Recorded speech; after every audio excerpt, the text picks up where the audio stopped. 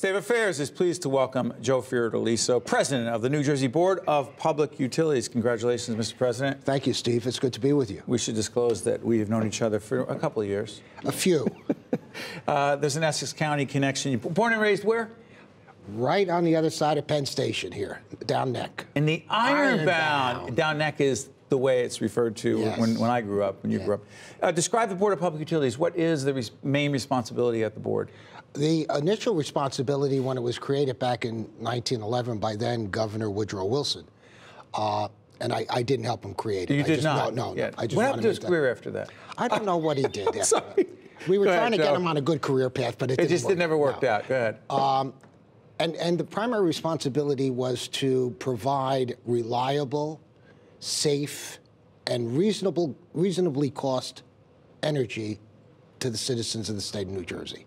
And that's been our mission for well over 100 years. How much more complicated has that become with wind, solar, nuclear, natural gas?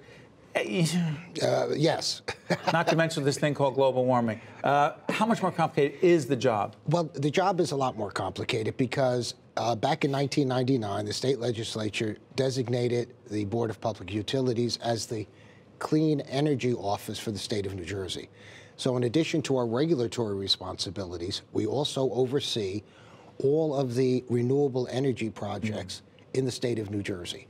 And an awful lot originate from our agency and so on. And now we're in the midst of really a very exciting adventure, I believe. With the new administration. By the way, the President Fiordaliso came onto the board in January 2006. He's been a very long-standing member of that board and now is president through several gubernatorial administrations. If you were to describe the Murphy energy policy, what would it be?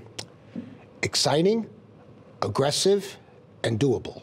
Define aggressive. Aggressive that he wants to make New Jersey the greenest state in the union. And we can achieve that. As an example, Steve, back in 2001, we had 6 solar installations in the state of New Jersey. Today we have in excess of 100,000 just solar installations. Right. That's just solar. And he signed an executive order, the governor did, executive order number 8, directing the BPU to start initiating the necessary steps to have offshore wind. Windmills? Windmills. What does it really turbines. How's that? Describe how that impacts our daily lives, potentially could impact it. Well, it impacts it because it's going to provide clean energy to at least hundreds of thousands of homes here in the state. Jobs, economic development. You know, people look at clean energy and renewable energy as something that's a drain on society. To the contrary, it's a benefit because it does, as you indicate, provide jobs. It provides economic development. It provides a whole new industry. Just like we gave birth to the solar industry back in 2000, this is another industry that is going to grow here in New Jersey. And I think we're going to see as Governor Murphy's administration goes along, we're going to see a much broader renewable portfolio as far as renewable energy and things of that sort of concern. So let's do this. We're taping in the spring of 2018, a whole range of very interesting issues related to energy being discussed in and around the State House. One of them, and we're going to ask the President to give us his sense of things, but things are changing. You'll see the date that we're taping. On the question of nuclear energy, and to disclose, PSE&G is a major underwriter of New Jersey Nightly News, one of our underwriters as well. They are into this issue. They're not the only one. Nuclear power plants. What is the message you want to send as the President of the Board of Public Utilities, which regulates utilities in this state, to all the citizens right now? Okay. We do regulate utilities in this state. We regulate since 1999, the ADECO law, which provided competitive markets in the energy industry. We do not regulate those industries that generate energy, only those that distribute energy. Is that the Department of Environmental Protection which regulates that? Well, no, it actually is FERC, Federal Energy. Federal Energy? Yes, generate and transmission by... Regulatory Commission. Regulatory That's Commission. FERC. Yeah, it's FERC. So is nuclear part of the mix? Nuclear, if I may, I look at our energy strategy, or any energy strategy for that matter, as a kind of a jigsaw puzzle. we got to fit the pieces together. We can't take anything off the table. Our challenge as a society is to try to get those pieces of that jigsaw puzzle to fit. Nukes have to be a part, in my opinion. A part of it, absolutely. For people who say, don't get rid of all of them, it's too dangerous, you say? I say, well, we could do that. What's the price we pay, in your opinion? But we're going to eliminate the fact that nukes provide 40% of our energy here in the state of New Jersey. So where are we going to get that 40% of energy? So we have so many checks and balances in the United States, and I understand people's apprehension, you know, with things like Chernobyl and what happened in Japan and so on. But we have so many checks and balances here. I'm not going to say it will never happen in America, but the chances of it happening are minuscule in comparison. You take climate change very serious. Real quick before you do that, give me 30 seconds on natural gas, its place in the mix. Has to be. This has to be. Yeah, because again, that's one of those pieces of the puzzle.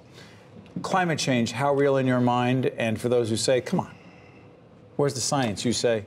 Well, I say, well, look at the 98% of the scientists who say there is climate change, number one. Number two, and I don't mean to be dramatic, but you have children.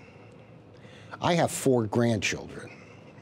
And, you know, my runway may be growing shorter, but hopefully their runway is a very long time and a very long away from here. And they have a long life ahead of them. And I believe we, as a society, as humanity, have an obligation, and I would even say a moral obligation, to do everything we possibly can to minimize the effects of climate change. You think it's a problem potentially for children, grandchildren? Absolutely. And if we don't?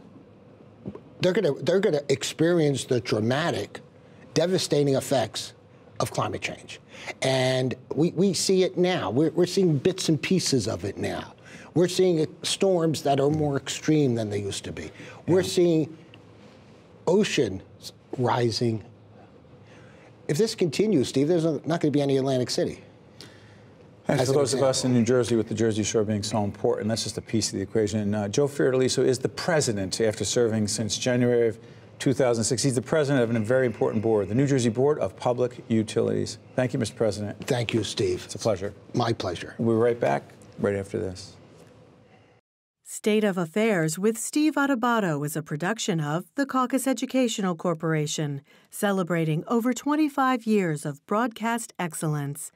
State of Affairs with Steve Adubato is brought to you from the Agnes Veris NJTV studio at 2 Gateway. Funding has been provided by RWJ Barnabas Health, PSE&G, Suez, Guarini Institute for Government and Leadership at St. Peter's University, Horizon Blue Cross Blue Shield of New Jersey, New Jersey Sharing Network, and by Choose New Jersey. Promotional support provided by NJ Advance Media and by the New Jersey Business and Industry Association.